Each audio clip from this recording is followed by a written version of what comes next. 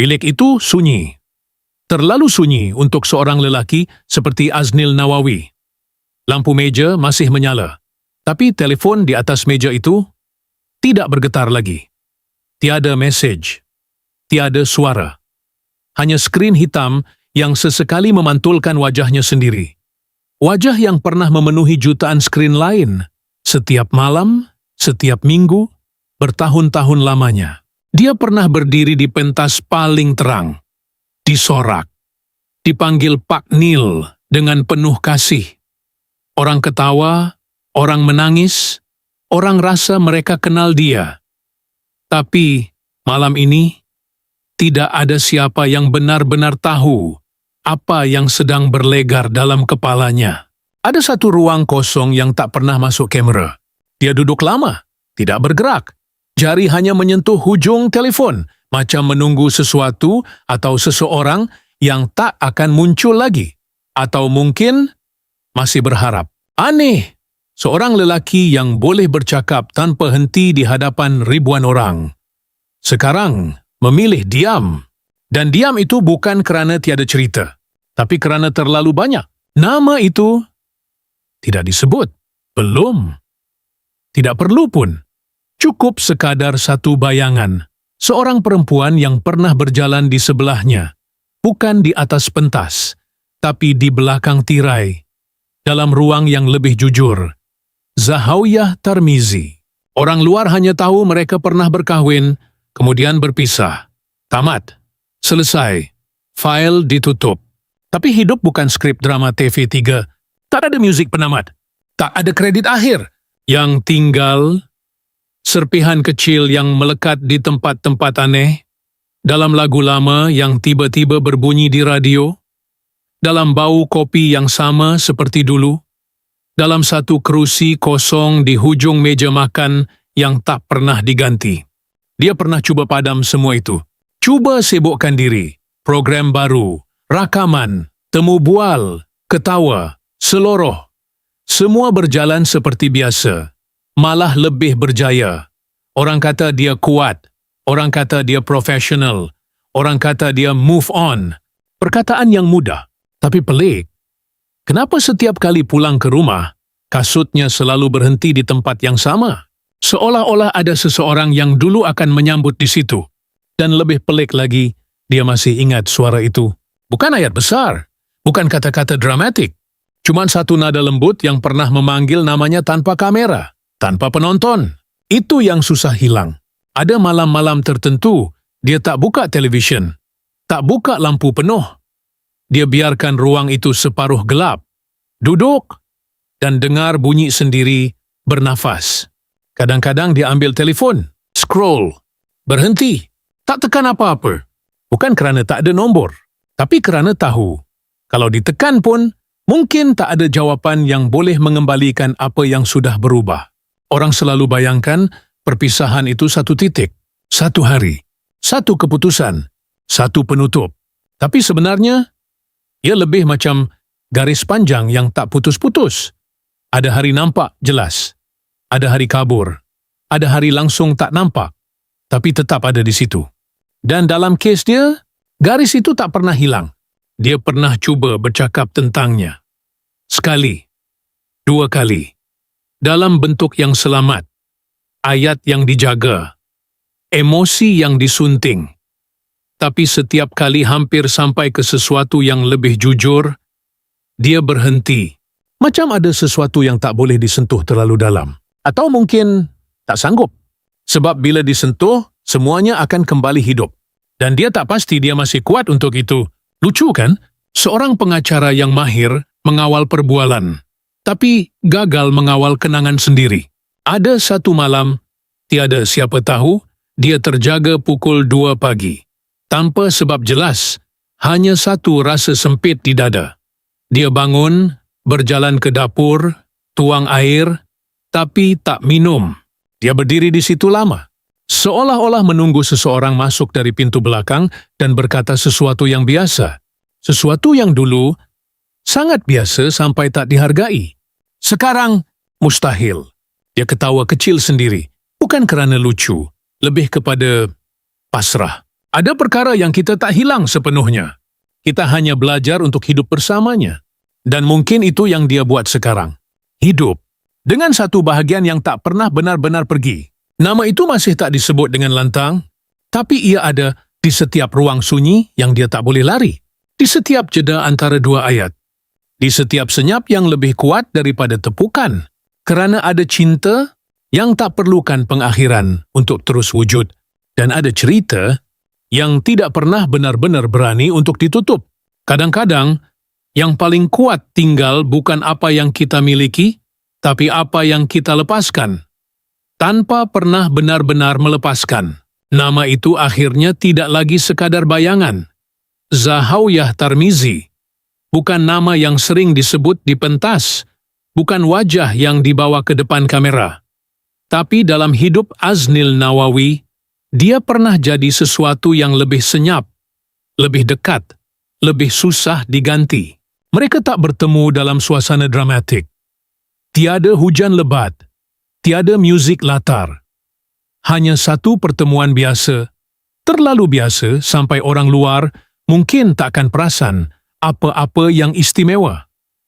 Tapi kadang-kadang, yang paling kekal bukan yang paling kuat, tapi yang paling tenang. Dia ingat cara dia memandang.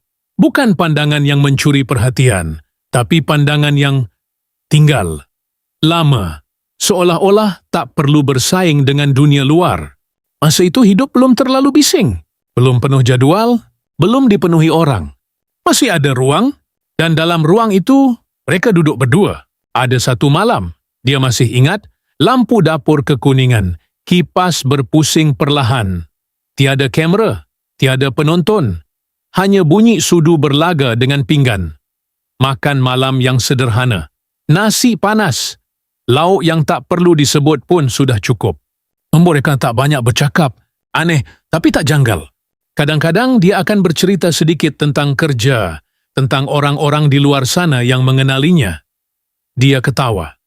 Dia meniru suara orang lain, dan perempuan itu hanya dengar. Sambil senyum kecil, tanpa perlu memotong, tanpa perlu menambah. Seolah-olah dia faham, bukan cerita yang penting. Tapi orang yang sedang bercerita, ada juga saat-saat yang lebih sunyi. Duduk di ruang tamu, televisyen terbuka, tapi tak benar-benar ditonton. Dia di satu sisi, dia di sisi lain. Tiada sentuhan besar, tiada dialog panjang. Hanya satu jenis kehadiran yang cukup. Dan dalam keheningan itu, ada satu bahasa yang tak pernah diajar. Bahasa yang tak perlu diterjemah. Satu pandangan mata yang boleh menjawab soalan sebelum ditanya. Satu hembusan nafas yang cukup untuk menenangkan hari yang panjang. Ini bukan cinta yang orang tulis dalam skrip. Tak ada adegan berlari di lapangan terbang. Tak ada janji besar di bawah hujan. Cuma kehidupan, bangun pagi, kopi, kerja, pulang, dan sestring yang ada di sana. Itu saja. Tapi mungkin itu yang paling sukar dicari semula. Ada hari mereka ketawa, tanpa sebab jelas. Perkara kecil jadi lucu. Perkara remeh jadi kenangan, dan ada juga hari mereka diam, bukan kerana marah, tapi kerana masing-masing letih dengan dunia luar, namun diam itu tetap bersama, bukan menjauh. Dia pernah fikir itu akan kekal. Semua orang fikir begitu pada awalnya, kan? Bahawa apa yang tenang akan terus tenang, bahawa apa yang sederhana takkan berubah, bahawa kehadiran seseorang yang sentiasa ada akan sentiasa ada. Dia silap. Atau mungkin bukan silap. Cuma terlalu percaya pada sesuatu yang tak pernah dijanjikan. Ada satu petang, matahari masuk dari tingkap. Jatuh tepat di lantai. Dia berdiri di situ, memandang bayang mereka berdua. Tak panjang, tak pendek. Cukup untuk menunjukkan dua orang yang berdiri berdekatan, tapi tidak bersentuhan. Dan entah kenapa, dia ingat momen itu lebih jelas daripada hari-hari lain. Mungkin kerana dalam bayang itu semuanya kelihatan mudah. Tiada masa depan, tiada ketakutan. Hanya dua bentuk yang berkongsi ruang yang sama. Tanpa suara, tanpa tekanan. Hanya ada. Dia tak pernah menyangka bahawa perkara paling biasa itu akan jadi sesuatu yang paling jauh satu hari nanti. Kerana cinta mereka memang bukan jenis yang memekakkan telinga. Ia perlahan, ia manusia. Kadang-kadang tak sempurna. Kadang-kadang senyap terlalu lama. Tapi ia nyata. Boleh disentuh. Boleh dirasai dalam benda-benda kecil. Cara dia letak cawan di meja, cara dia tutup lampu sebelum tidur, cara dia tak pernah lupa untuk tunggu walaupun hanya beberapa minit di pintu. Perkara kecil yang dulu tak pernah dianggap besar, sekarang tak boleh diganti. Dan mungkin itulah yang paling menyakitkan, bukan kehilangan sesuatu yang luar biasa, tapi kehilangan sesuatu yang terlalu biasa. Sampai kita tak sedar ia sebenarnya luar biasa. Ada satu masa, semuanya masih kelihatan sama dari luar. Rumah itu masih berdiri seperti biasa. Lampu masih dinyalakan setiap malam. Pinggan masih disusun di tempat yang sama. Bahkan bunyi langkah kaki di koridor masih tidak berubah. Tapi entah sejak bila sesuatu mula bergeser. Perlahan, hampir tak boleh dikesan. Bukan pergaduhan, bukan suara tinggi. Tiada pintu dihentak. Tiada kata-kata tajam yang melukakan secara terang-terangan. Kalau orang luar datang, mereka mungkin akan fikir semuanya baik-baik saja. Dan itulah yang paling pelik.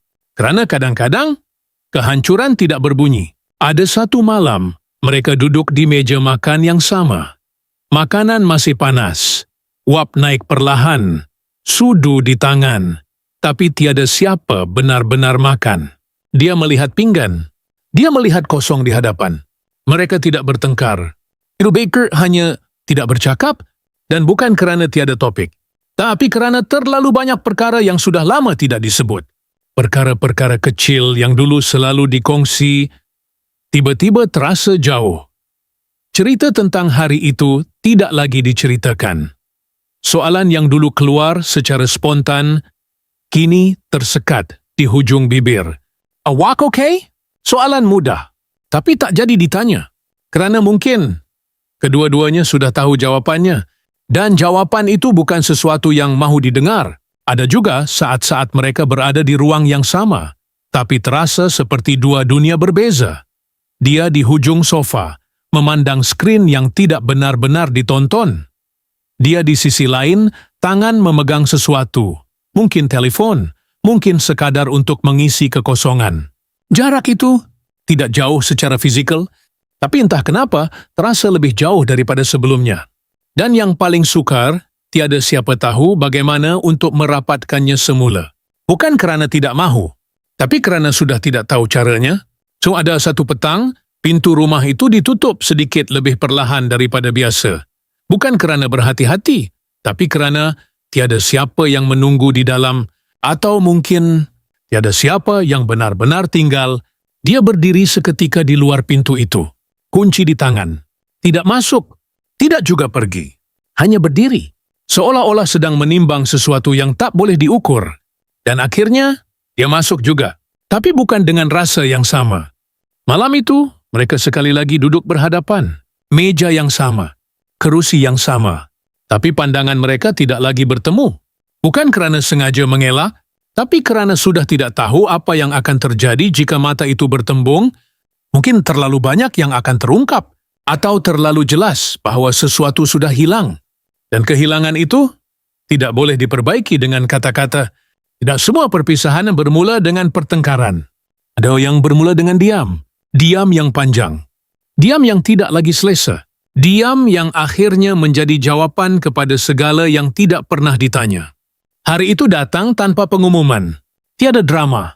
Tiada adegan yang layak dijadikan cerita. Hanya satu meja, beberapa helai kertas. Dan dua orang yang duduk bersebelahan tanpa benar-benar bersama. Pen itu dipegang dengan tenang. Tidak terketar. Tidak tergesa-gesa. Seolah-olah ini hanyalah satu urusan biasa. Satu formality. Satu langkah yang sudah lama tertunda. Dia menandatangani namanya. Kemudian, satu lagi nama di sebelahnya. Tiada siapa menangis. Bukan kerana tidak sedih, tapi kerana kesedihan itu sudah terlalu lama wujud. Sampai ia tidak lagi memerlukan air mata. Ia hanya ada. Diameter. Berat. Dan entah kenapa, terasa sangat matang. Seperti dua orang yang akhirnya mengakui sesuatu yang sudah lama mereka tahu. Bahawa tidak semua cinta gagal kerana kekurangan. Kadang-kadang ia berakhir kerana kehadiran itu sendiri perlahan-lahan menjadi asing. Selepas itu, tiada siapa berkata apa-apa yang besar. Tiada jaga diri. Tiada maaf. Tiada terima kasih. Hanya satu anggukan kecil. Satu gerakan yang cukup untuk menutup sesuatu yang pernah terbuka dengan begitu jujur. Pintu itu ditutup. Perlahan. Tanpa bunyi kuat. Tanpa saksi. Dan di balik pintu itu, bukan kemarahan yang tertinggal. Bukan juga kebencian.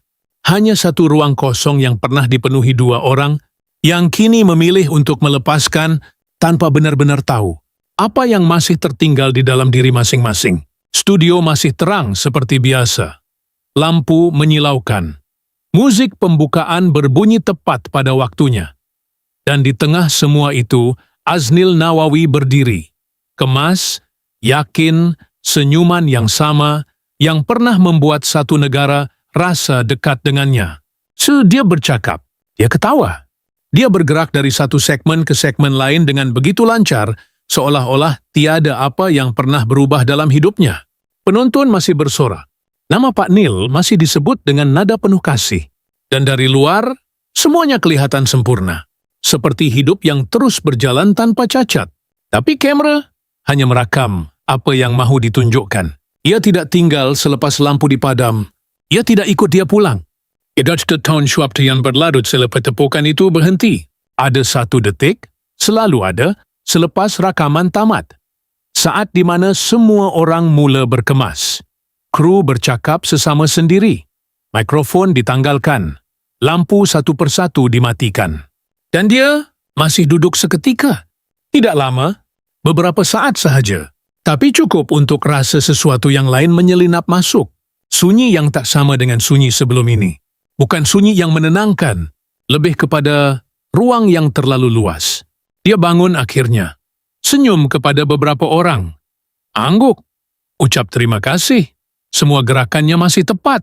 Masih profesional. Seperti selalu. Seperti tiada apa yang tertinggal.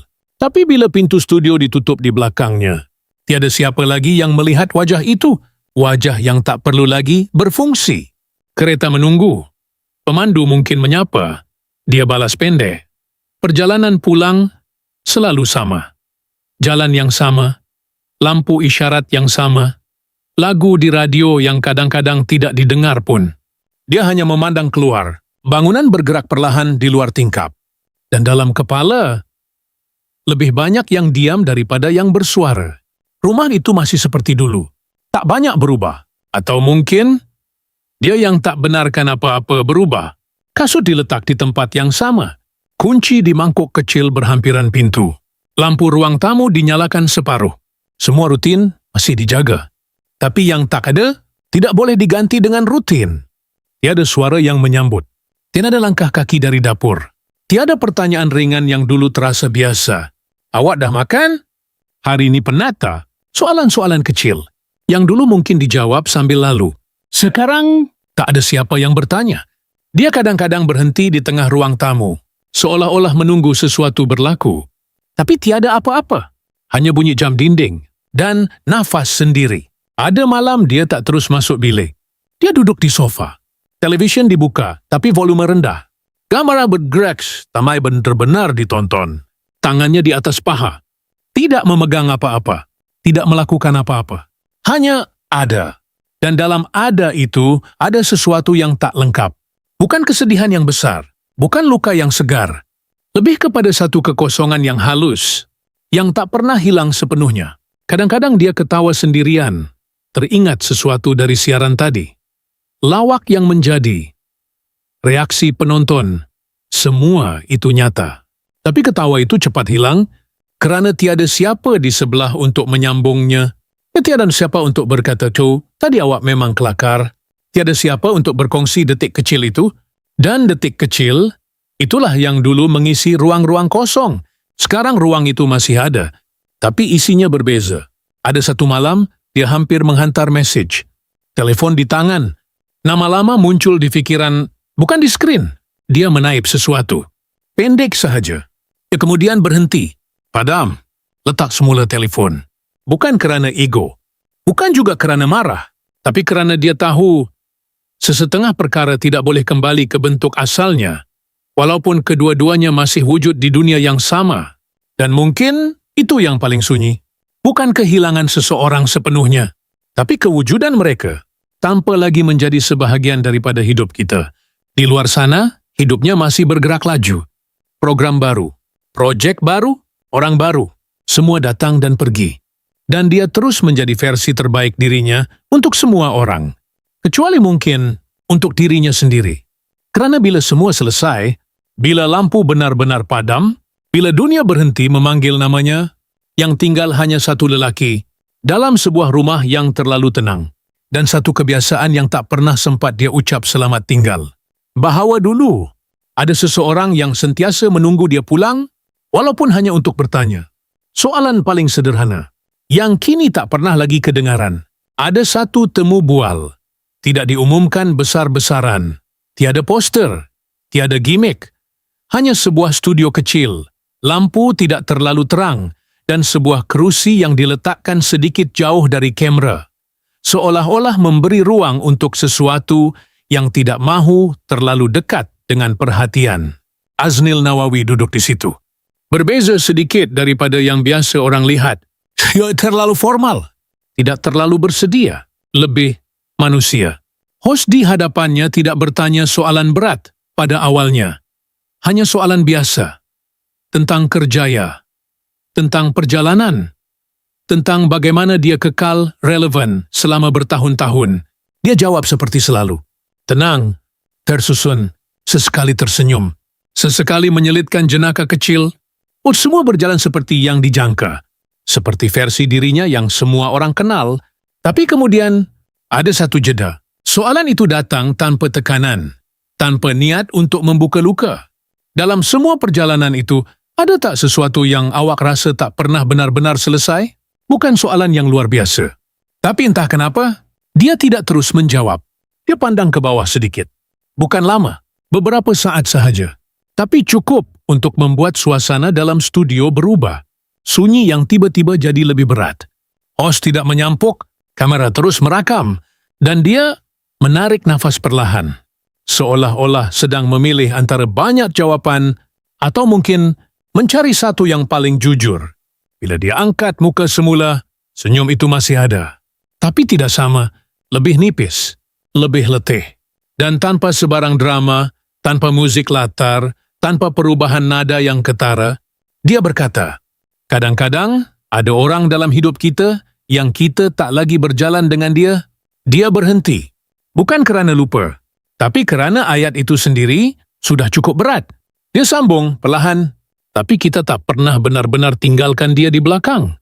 Tiada siapa tepuk tangan, tiada siapa bersuara. Hos hanya diam. Kamera tidak beralih. Dan dalam beberapa saat itu, sesuatu yang tak pernah disebut secara langsung. Terasa sangat jelas. Dia tidak menyebut nama.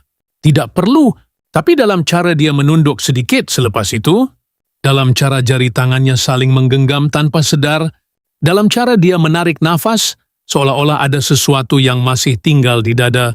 Orang yang mendengar, faham. Itu bukan cerita umum. Itu bukan jawaban selamat. Itu sesuatu yang masih hidup. Ada satu lagi momen, lebih kecil, hampir terlepas pandang. Host bertanya tentang masa lalu. Secara santai, seolah-olah hanya untuk melengkapkan cerita. Kalau boleh ulang satu perkara dalam hidup, apa yang awak akan buat berbeza? Dia ketawa kecil. Refleks. Saya seperti mau mengelakkan sesuatu. Banyak, katanya. Pendek. Ringkas. Tapi kemudian dia tambah, tanpa dirancang. Mungkin saya akan diam lebih lama bila sepatutnya saya dengar. Sekali lagi, tiada penjelasan. Tiada nama. Tapi ayat itu jatuh perlahan dan tinggal seperti sesuatu yang terlalu spesifik untuk jadi kebetulan. Dalam rakaman akhir, mungkin ia hanya beberapa saat. Mungkin penonton biasa tak akan perasan. Mungkin ia akan tenggelam di antara banyak klip lain. Tapi bagi yang mendengar betul-betul, yang pernah melalui sesuatu yang serupa, ayat itu bukan sekadar jawaban. Ia seperti cermin. Memantulkan sesuatu yang mereka sendiri tidak pernah ucap. Temu bual itu berakhir seperti biasa. Ucapan terima kasih. Senyuman. Jabat tangan. Lampu dimatikan perlahan. Semua orang kembali kepada peranan masing-masing. seolah-olah tiada apa yang luar biasa berlaku. Tapi sebelum dia bangun sepenuhnya dari kerusi itu, ada satu detik kecil, sangat kecil. Dia memandang ke arah kosong di sebelah kanan. Bukan ke host, bukan ke kamera, ke satu ruang yang tidak diisi sesiapa, dan hampir tidak kedengaran, seperti sesuatu yang terlepas tanpa sengaja, atau mungkin tidak dirancang untuk didengar sesiapa. Dia menyebut satu nama, Zahawiyah Tarmizi, sangat perlahan, seperti menyebut sesuatu yang tidak mahu diganggu. Dan kemudian, dia berdiri, seolah-olah tiada apa yang berlaku, tapi bagi mereka yang sempat menangkap detik itu, ia bukan sekadar nama. Ia seperti satu pintu yang terbuka sekejap, memperlihatkan sesuatu yang selama ini disimpan rapi. Bukan di hadapan dunia, tetapi di tempat yang jauh lebih dalam, yang tidak pernah benar-benar kosong, walaupun segala-galanya sudah lama berubah. Malam turun perlahan. Bandar masih hidup. Lampu jalan memanjang seperti garis yang tak pernah putus. Kereta bergerak tanpa henti, suara dari jauh bercampur dengan bunyi hon yang sesekali memecah udara. Di dalam rumah itu, sunyi tetap sama. Aznil Nawawi duduk di tempat yang sama, seperti malam-malam sebelumnya. Sofa itu tidak berubah. Meja kecil di hadapan masih menyimpan barang yang sama. Lampu dibiarkan separuh terang, cukup untuk melihat. Tapi tidak cukup untuk mengusir semua bayang. Televisyen terbuka. Gambar bergerak, suara ada, tapi ruang itu tetap terasa kosong. Dia tidak benar-benar menonton, matanya hanya menghadap ke arah itu, tanpa fokus. Tangannya di sisi. Telepon terletak tidak jauh darinya. Skrin gelap. Tidak bergetar, tidak menyala, tidak memanggil sesiapa. Jadi satu masa dia mencapai telepon itu. Bukan tergesa-gesa, perlahan. Seperti seseorang yang tidak pasti kenapa dia melakukannya. Skrin dibuka. Kosong. Tiada mesej baru. Tiada nama muncul. Tiada apa yang berubah sejak beberapa jam tadi. Dia tidak terus letakkan semula. Jari-jarinya hanya memegang peranti itu seketika lebih lama daripada perlu. Seolah-olah ada sesuatu yang hampir dilakukan, tapi tidak jadi. Akhirnya, dia letak kembali. Bunyi kecil ketika telepon menyentuh meja. Dan itu saja. Di luar, lampu kereta melintas. Bayang bergerak di dinding. Masuk, keluar. Seperti sesuatu yang datang dan pergi tanpa meninggalkan apa-apa. Dia bersandar sedikit, menarik nafas. Tidak berat, tidak ringan. Sekadar nafas. Ada satu detik. Sangat singkat, dia memandang ke hadapan. Bukan ke televisyen, bukan ke telepon. Ke satu titik kosong di ruang itu. Dan dalam pandangan itu, ada sesuatu yang tidak dapat dilihat oleh sesiapa.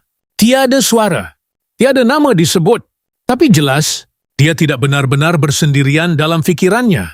Seolah-olah ada satu memori yang datang tanpa diundang. Atau mungkin, tidak pernah benar-benar pergi. Jari-jarinya bergerak sedikit. Bukan untuk mengambil apa-apa, hanya satu gerakan kecil. Seperti kebiasaan lama yang masih tinggal dalam tubuh, walaupun sebabnya sudah lama hilang. Dia berhenti. Tidak sambung, hanya biarkan tangan itu kembali diam. Jam di dinding berdetik. Perlahan, konsisten. Seperti mengingatkan bahwa masa terus berjalan tanpa menunggu sesiapa. Di dapur, gelas masih kosong. Di pintu, kasut tersusun kemas. Semua di tempatnya. Semua seperti biasa. Dan itu yang membuatnya terasa lebih sunyi. Karena tiada apa yang berubah, kecuali sesuatu yang tidak boleh dilihat. Dia menoleh sedikit ke arah pintu. Tidak bangun. Tidak bergerak. Hanya melihat. Seolah-olah untuk satu saat yang sangat kecil, ada kemungkinan seseorang akan masuk. Atau mungkin itu hanya ingatan tentang sesuatu yang dulu terlalu biasa. Pandangan itu tidak lama. Dia kembali ke posisi asal. Televisyen masih menyala, bandar di luar masih terang. Malam masih berjalan seperti malam-malam lain.